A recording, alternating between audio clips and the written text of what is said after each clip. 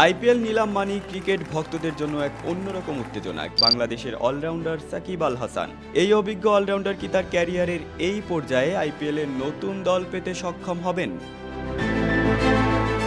সাকিবের পারফরমেন্সের দিকে তাকালে সাম্প্রতিক ফর্ম খুব একটা আশা জাগায় না। শেষ 24টি টি-20 ইনিংসে মাত্র একটি 50, বল হাতে উইকেটের সংখ্যাও কম। এমনকি টি-20 বিশ্বকাপেও সাকিব নিজেকে মেলে ধরতে পারেনি। ফ্রাঞ্চাইজিগুলোর দৃষ্টি থাকে বিগ হিটার এবং ইম্প্যাক্ট প্লেয়ারদের দিকে, যারা দ্রুত রান তুলতে পারে এবং গেম চেঞ্জ করতে পারে।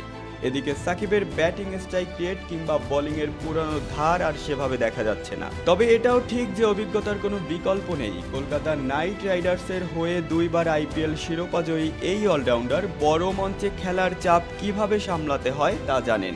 তার অভিজ্ঞতা কি এবার কোনো ফ্রাঞ্চাইজির পরিকল্পনার কাজে লাগবে?